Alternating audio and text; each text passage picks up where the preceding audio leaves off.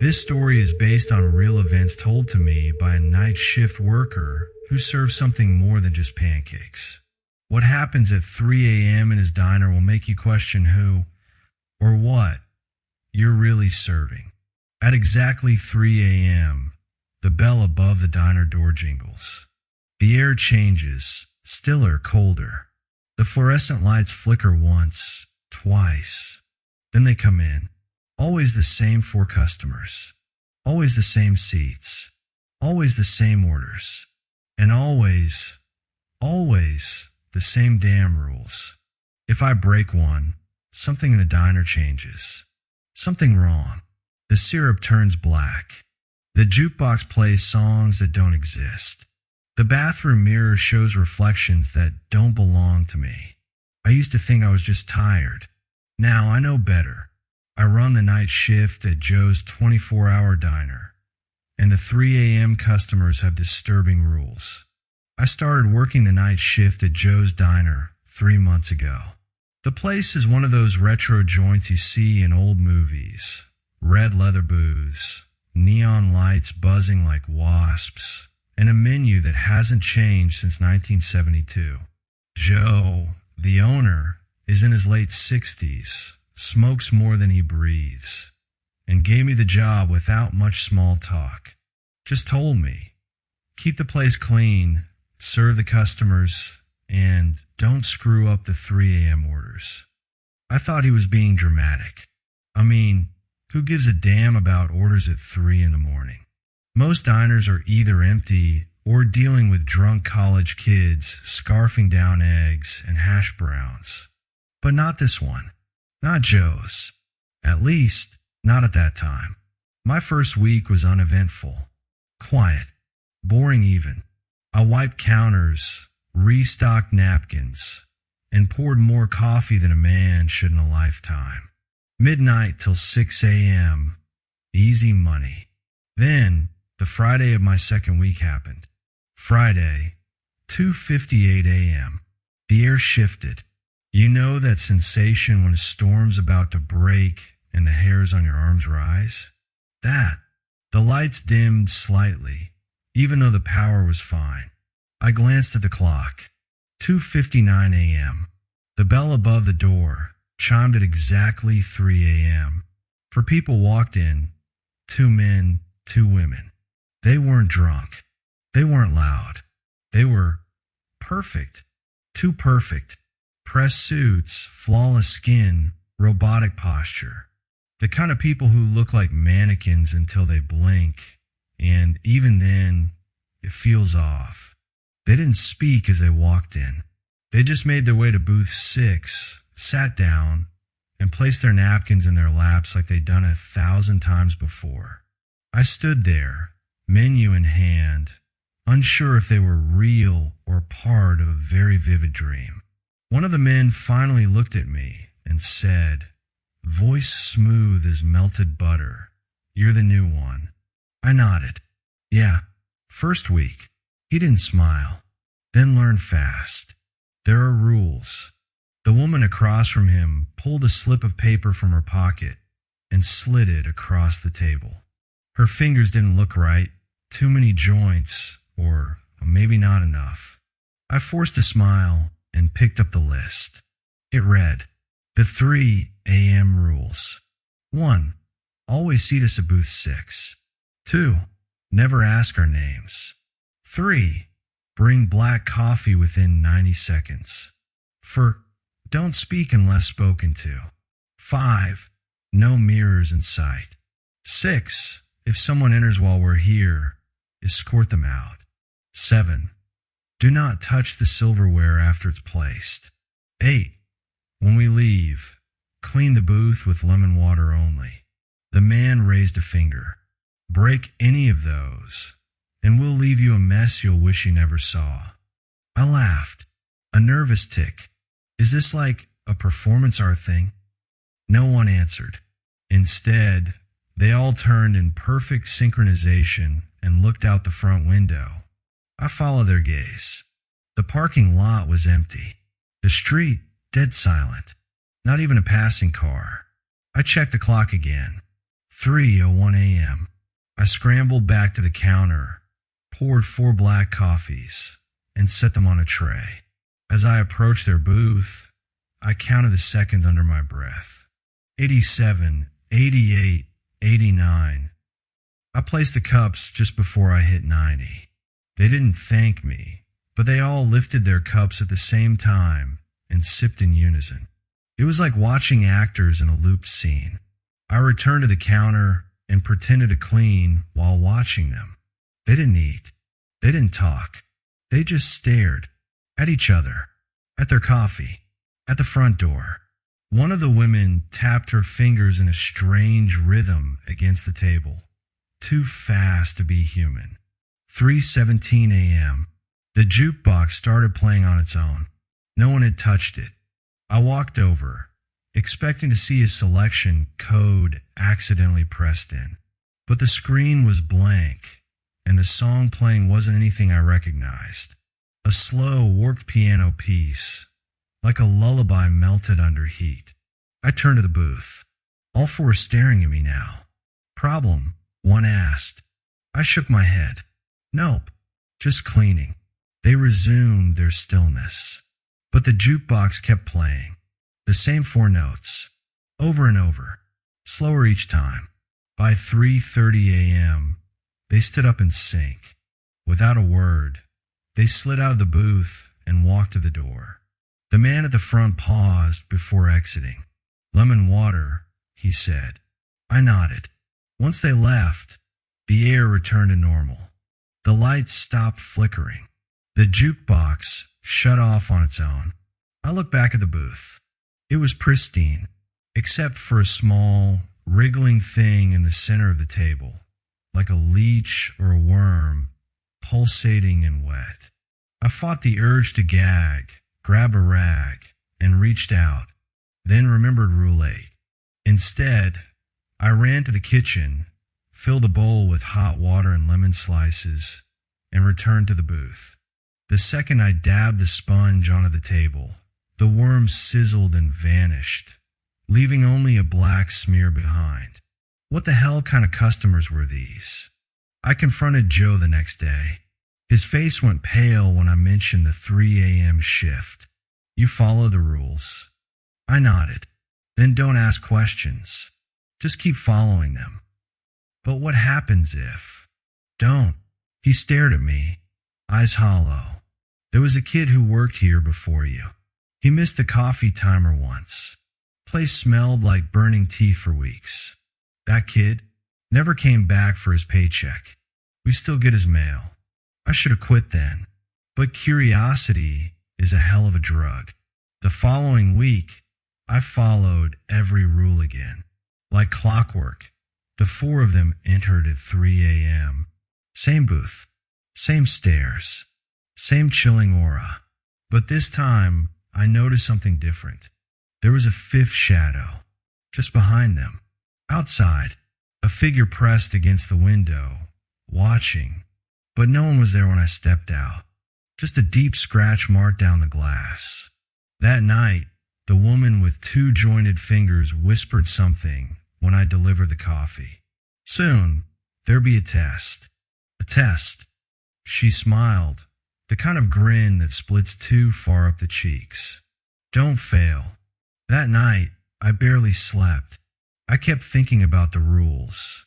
The shadow outside. The worm on the table. The warped lullaby. Was I serving customers? Or participating in a ritual I didn't understand? All I knew was this. They would return. They always return. And when they did, I had to be ready. Because the real horror hadn't even begun. It happened the following Wednesday. Exactly 3 a.m. The 4 customers returned like ghosts tied to routine. But this time, something came with them. Something they didn't bring in, but didn't seem to notice. A shape in the corner that moved without footsteps. A whisper from the men's room that said my name, though no one was inside. I followed the rules. I did everything right. But the diner didn't care. It wanted more. It was changing. And whatever was hiding in that booth with them wasn't human. There are two kinds of quiet in the world. The first is peaceful, like snowfall or deep sleep. The second is the kind that feels like the world is holding its breath. That's the kind that settled over Joe's diner as the clock struck 2:59 a.m. I stood behind the counter, eyes locked on the door, pulse racing in my neck. I'd pre-brewed the coffee. 4 cups, black, poured with trembling hands. Booth 6 was clean. Mirrors were covered with a dish towel, and the lemon water was ready. 3 a.m. The bell above the door jingled once, flat and lifeless. They entered. The same 4. 2 men, 2 women. Flawless. Soulless. They didn't glance at me. Didn't acknowledge anything. They just glided into their booth like they'd rehearsed it for centuries. I stepped forward with the tray, lips tight. The moment I placed their coffee down, 89 seconds, I noticed it. There was something else in the booth. Not a person, exactly. A shape, not quite visible. But the cushions on the inside edge of the booth were sunken, as if someone was sitting there. The light above the booth flickered a little faster than usual. The air grew humid, and a low hum settled into my ears, just beneath the range of human sound. I try not to stare. I did what the rules said, but the male customer on the left tilted his head toward me, just slightly, and spoke. "You feel it too now." "Feel what?" He didn't answer. None of them did. Then, for the first time in my life, I saw something that shattered my sense of reality. The coffee steamed in reverse. As in, the vapor curled downward, not up, like the laws of nature had been reversed at that table. And the thing in the booth, whatever it was, seemed to breathe in that steam. I backed away. I'd learned to stop asking questions. But this time, I was barely holding it together. I fled to the back of the diner, pretending to sort silverware. But then came the knock. 3 slow taps, coming from the men's bathroom. I froze. No one else was in the diner. I had watched the 4 arrive. No one came in after them. But the knocks came again, slower this time. Tap, tap, tap. I stepped toward the door, my heart drumming in my chest. I was about to open it when the jukebox came alive again. This time, it wasn't a lullaby. It was a distorted recording of my own voice. I froze. "Don't open the door," it whispered in a stuttering loop. "Don't open the door. Don't open the door." I turned toward the jukebox. It had no speakers anymore. They were gone, melted, but the voice kept playing. I turned back toward the bathroom. The door was now ajar. Inside, the light flickered violently. Something long and pale peeked from behind the edge of the door, like a finger, but segmented, jointed like an insect's leg. I slammed it shut and dragged a mop bucket in front of it. That's when I heard a voice behind me. Rule number 6. It was one of the customers, the one with the too smooth skin, standing perfectly still by the bathroom door. No footsteps, no warning, just there. "Excuse me," I asked, breath catching in my throat. "If someone enters while we're here, escort them out." He leaned forward just slightly. Something entered. I swallowed hard. It didn't come through the front. He smiled. That doesn't mean it didn't enter. Back at booth 6, the other 3 were still seated, sipping slowly. But the shape, whatever it was, had shifted. The seat seemed more pressed in. The lights above flickered violently now. And then it spoke. Not with words, with thoughts. I felt it in my brain, like static being poured into my skull. Images. A forest of hands, waving without bodies. A face stitched shut with barbed wire. My own funeral, watched by dozens of eyeless men in diner uniforms. I dropped to one knee clutching my temples. "Don't react," one of the women hissed from a booth. "What is it?" I gasped. "A test," she said. "You were warned." The male with the stiff suit turned toward me. "Ask yourself something. What do you see in the mirror now?" "I covered them all," I said. "Not that mirror." I stumbled toward the kitchen. There was one place I hadn't checked, the walk-in freezer. The diner had an old metal locker mirror nailed to the back of the door inside, a relic from the previous owner. It always gave me the creeps. I hesitated, then opened the freezer. The cold hit me like a punch. I stepped inside, turned toward the door, and looked at the mirror. My reflection was there, but it wasn't doing what I was doing. I stood still. It twitched. I raised my hand. It waved with the wrong hand. Then it smiled. I wasn't smiling. The reflection raised its finger and pressed it to its lips. And then it opened its mouth, and a black, tar-like fog poured out. I slammed the door shut. When I turned around, the male customer was behind me, in the freezer. His breath didn't fog. "Do not look into mirrors between 3 o'clock and 3:33, he said. "You were not warned, but now you are." He vanished. Just gone. No poof. No fade. Just blink and miss. I fled the kitchen. Back in the diner, the booth was empty. All 4 cups sat untouched now, steam still curling downward.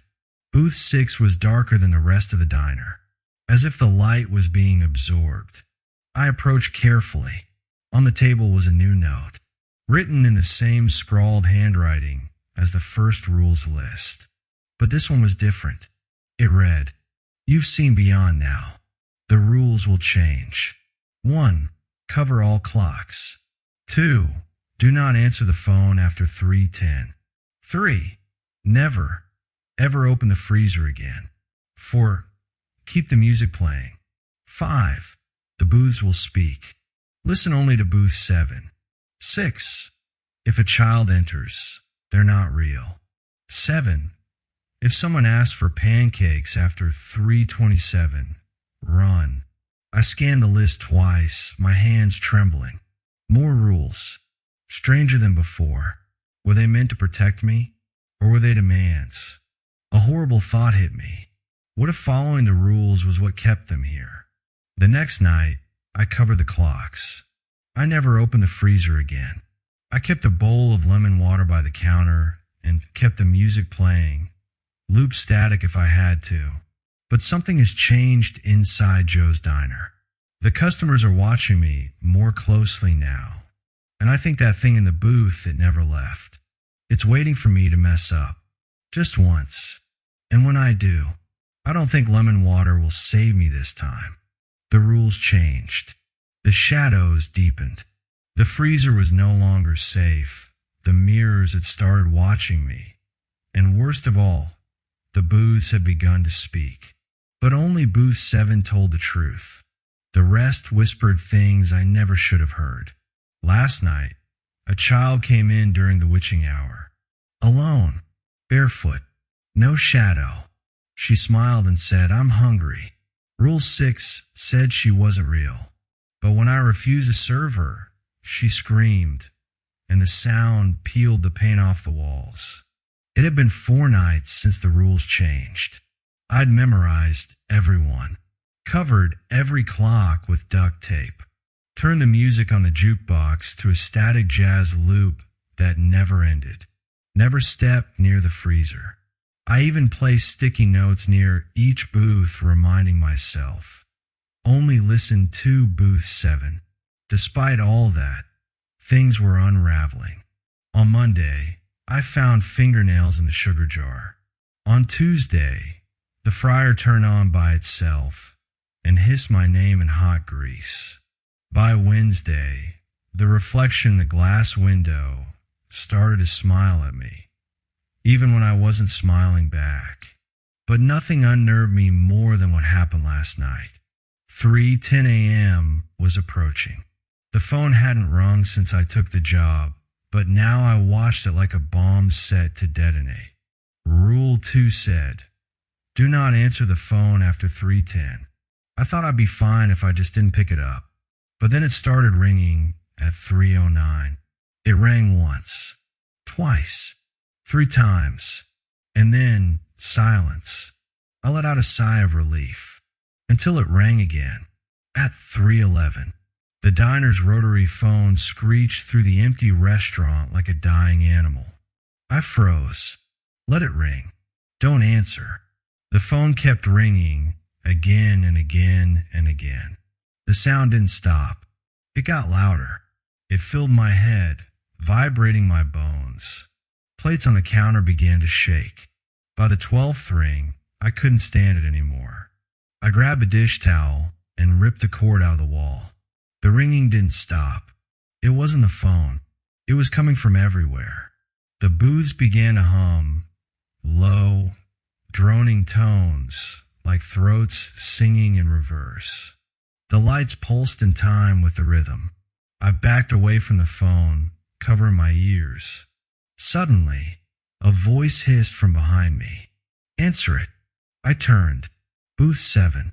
Empty, but whispering. Answer the phone. Just this once. Just this once. Pick it up. It's for you. No. Rule 2. Don't answer. I ran to the kitchen, locked the door, and crouched behind the prep station. The ringing stopped. Everything went still. I waited 10 minutes before opening the door. The diner looked the same, but felt wrong, like something had been there and had only just left. There was a message on the counter, carved into the stainless steel with a sharp edge. You only get one chance to disobey. That was yours. The next night, it got worse. 3:27 a.m. I was wiping down booth 7, my safe booth, when I heard the bell above the door chime. I froze. There was no breeze, no shift in the air. Then I heard the tap-tap of soft feet on tile. A child's voice. Sweet, soft, curious. Excuse me, mister. I turned. My blood ran cold. It was a girl, maybe 7 or 8, pale as milk, long, stringy black hair hanging in her face. She wore a faded nightgown and had no shoes, and no shadow. I remember the rule instantly. Rule 6. If a child enters, they're not real. Can I have some pancakes, please? She asked, tilting her head. I'm very hungry. Her voice echoed wrong, too crisp, like it was being played through a radio behind her tongue. I shook my head. Sorry, kid. We're not serving tonight. Her smile dropped, and then she screamed. The sound wasn't human. It was a shrieking, multi-tonal blast of static and shrillness that physically pushed me back. My ears bled. The neon signs in the windows shattered. Plates cracked down the middle. My knees buckled and I dropped to the floor, hands clamped over my ears. And then, just like that, silence. I looked up. She was gone, but the walls were different. The paint had peeled away in long strips, revealing something beneath. Not plaster, flesh. The diner was alive, and it had scars. That was last night. Tonight is Thursday. I came in early at 10 p.m., needing time to prepare. My hand shook as I unlocked the front door. The air smelled like burnt sugar and mold.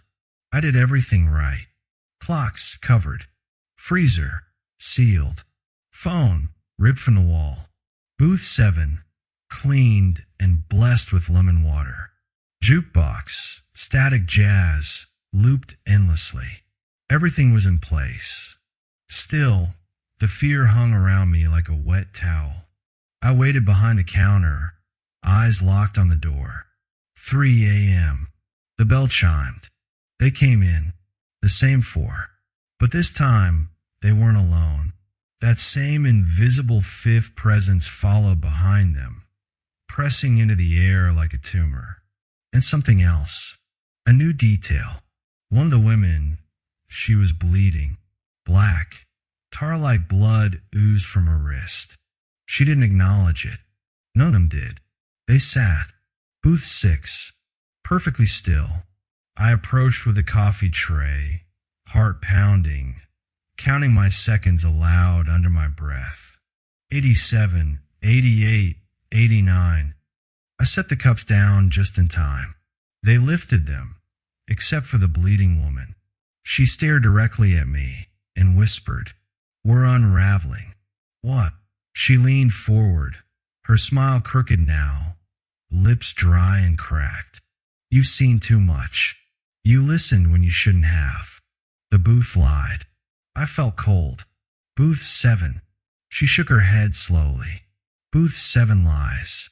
The others scream, but only to warn. You've been listening to the wrong one."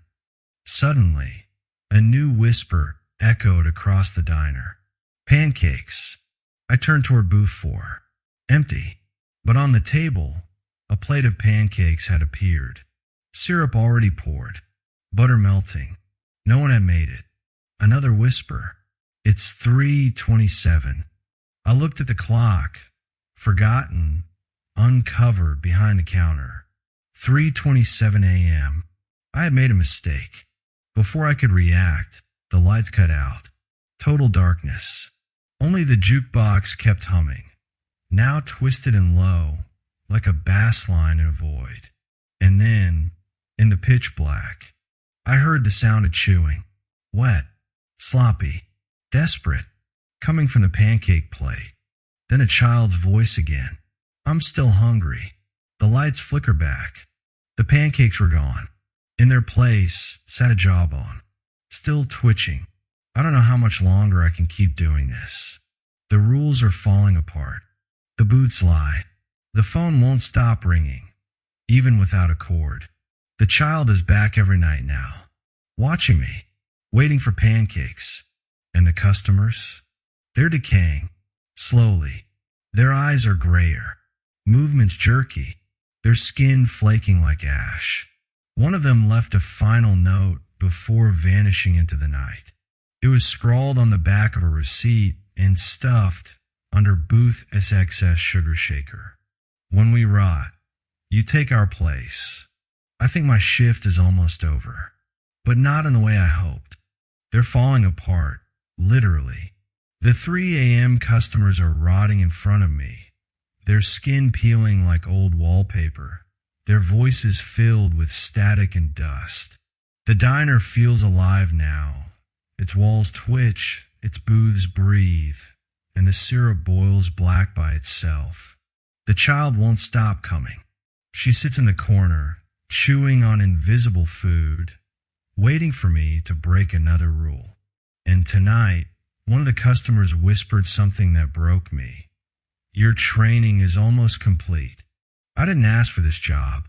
I didn't apply. I was chosen. I thought I could make it one more week. That's what I told myself. One more week. Then I'd leave. Change my name. Move states. Burn my uniform in the sink and never speak of Joe's Diner again. But the diner had other plans. Last night, I found a 5th cup on the counter. Already filled. Black coffee. Steaming upward this time. No one made it. It just appeared. There were no customers inside. The diner was empty. But booth 6 was occupied by something I couldn't see. The cushions were sunken in, like before. The light above the booth blinked so fast it became a strobe. And as I approached, the jukebox abruptly cut from its static loop and started playing something that made me stop breathing. A recording of my voice, screaming. Not just any scream. It was from that night the child peeled the paint with her shriek. It had recorded that, echoed it back in stereo, layered with deep mechanical growls and distant children crying in reverse. I covered my ears. That's when the silverware floated. No wind, no tremor, just gravity stopped working around booth 6. Forks and knives lifted off the table, spun mid-air, then clattered back down when I got close. The cup of coffee was gone. In its place, written in the condensation ring, were the words, Last shift soon. We're almost finished with you. At 3:12 a.m., the child returned. This time she spoke from behind me. I was scrubbing the floor with lemon water, ritualistically, furiously, when I heard her. Why do you keep pretending you're not one of us? I turned slowly. She stood barefoot on the counter, hands clasped behind her back, head tilted. Her eyes were white, not milky, just white. No irises, no pupils, no reflection. I'm not one of you, I said, forcing the words through a locked throat. You will be. We all were once. I backed up against the jukebox. My hand brushed against a sticky note I had placed there weeks ago. It had the rules written on it. I clung to them like scripture, but she laughed. The rules won't protect you anymore. Why? I whispered. Because you're the one who wrote them. That broke me. I didn't, I muttered. Joe.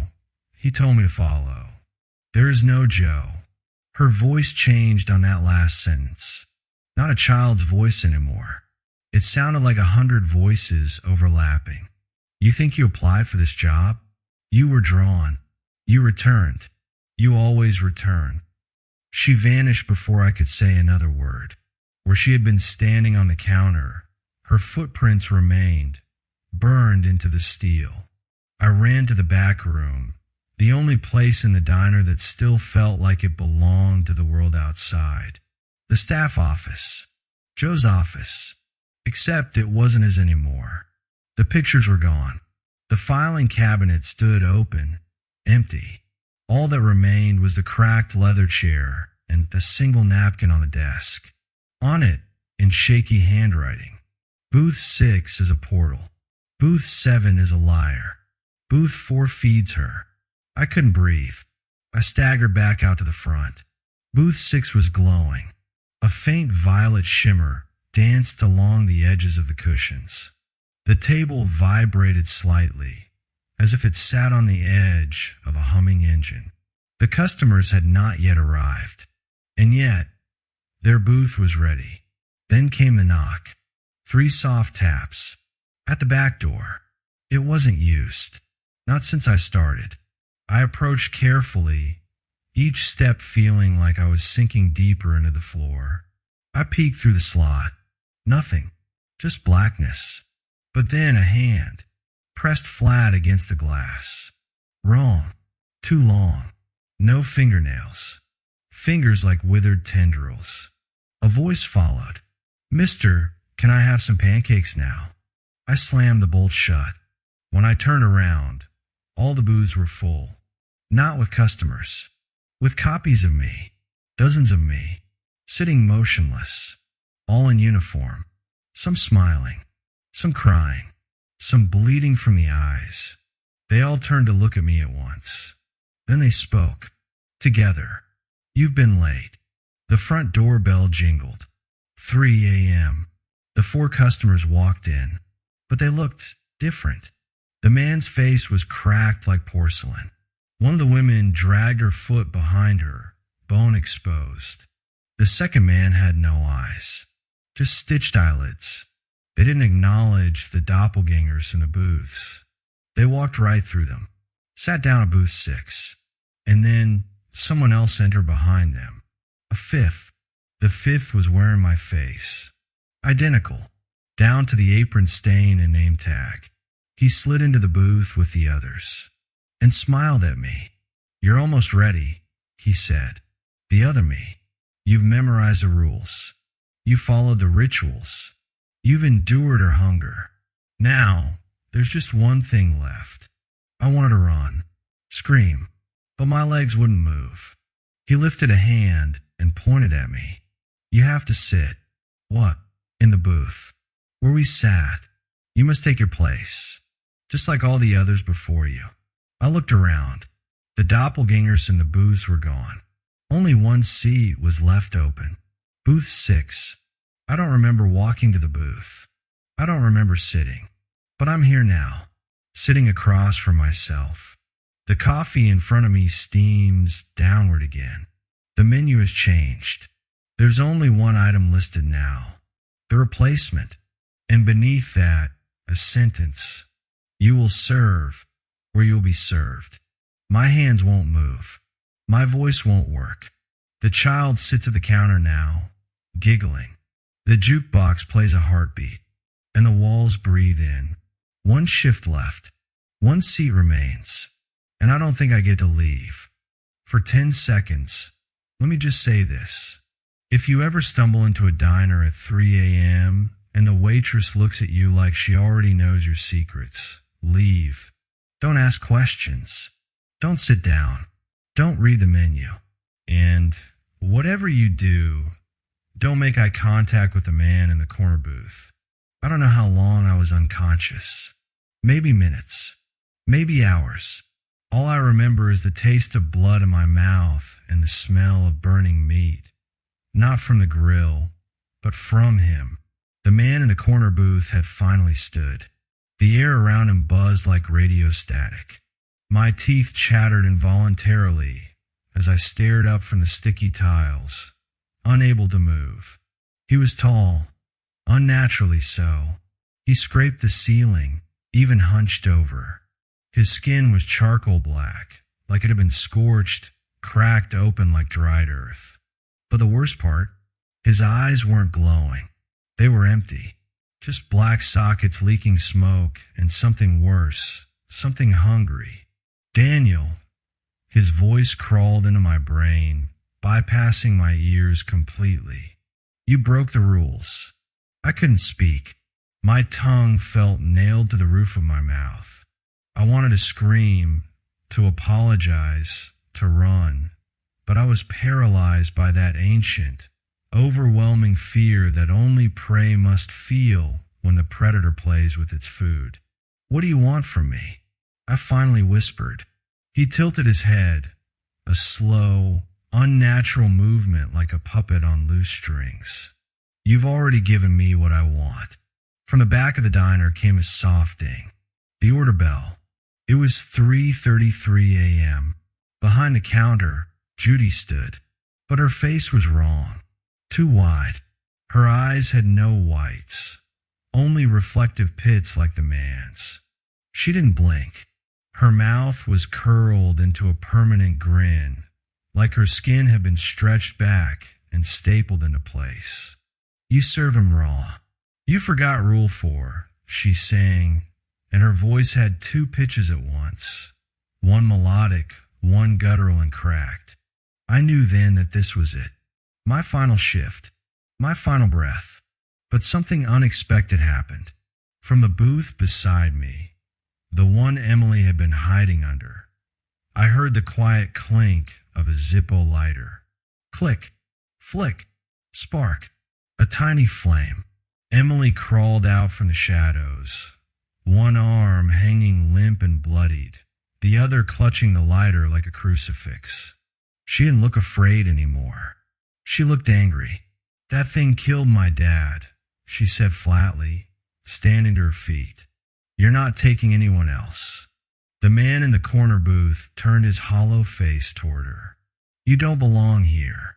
No, she said, but neither do you. She dropped the lighter into the puddle of cooking oil that had spread from the busted fryer. The flame erupted. The diner went up like a funeral pyre. Fire twisted around us, dancing in strange, serpentine shapes that defied logic.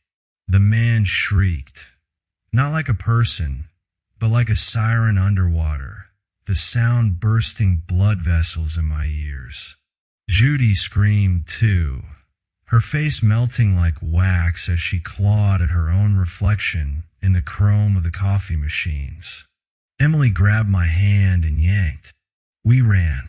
The flames didn't touch us. Somehow, they parted, allowing us to pass. But every time I looked over my shoulder, the diner was still right behind us, no matter how far we ran. That's when I realized the truth. The diner wasn't a place. It was a trap, and it was following us. When we finally burst through the glass doors and into the parking lot, everything stopped. The fire was gone. The smoke. the heat, all of it. Behind us, the diner stood whole again, pristine, glowing under the fluorescent sign that still flickered. Rosie's 24-hour diner, open always, but it was empty, quiet. Emily stared at it with a hollow expression. "It won't stop," she whispered. "It'll find someone else." I nodded slowly. "Then we have to end it." She looked at me. "How?" The next few days were a blur of broken memories and fever dreams. Emily and I disappeared, ditched our phones, wiped our digital footprints. The police didn't believe our story, of course. They found the diner as clean as ever, stocked, powered, and sparkling like a tourism photo. But no one could find Judy, or Marvin, or Curtis. Not even surveillance footage. Just static and a clock that never moved from 3:33 a.m. But we weren't done. Emily had a plan. We returned a week later, not to Rosie's, but to the roots of it. A dusty town hours away from anywhere, long forgotten by time. There we found an old man living in a cabin filled with clippings, maps, pins, and red string. A conspiracy board that made sense of nothing until it did. He was a former patron of the original diner, a different one, in a different state, long since burned down. But he remembered the man in the corner booth. "It's a tulpa," he muttered through decayed teeth. "An idea made flesh. A spirit that feeds on ritual, repetition, and belief." Emily sat forward. "So if we stop the rituals, if we break the rules?" He nodded. "You starve it." We gathered others. People who had survived, scarred, scared, forgotten. A janitor from Arizona, a trucker from Kansas, a priest from Louisiana who hadn't spoken in years but muttered prayers under his breath the moment we mentioned 3 a.m. customers. Together, we formed a pact. We'd find the diners, because there were more, and we'd break the rules. Every single one. We became saboteurs of the supernatural. 6 months later, Rosie's was one of 15 diners across the U.S. that had vanished overnight. No fires, no explosions, just empty buildings, hollow foundations, or in some cases, just a stretch of dirt where a diner used to be. But I knew they weren't gone, just waiting, always waiting for the next one to open, for the rules to be written again, for someone desperate enough to take the night shift. Sometimes I still hear the order bell in my sleep. Sometimes I wake up with grease under my nails, even though I haven't cooked in months. And sometimes, on nights when the wind carries too much silence, I think I see the neon glow of Rosie's sign just over the hills, blinking like a heartbeat, calling me back. But I won't go. Not again. And if you ever find yourself at a diner past midnight, and the waitress tells you to follow the rules, listen, or better yet, leave.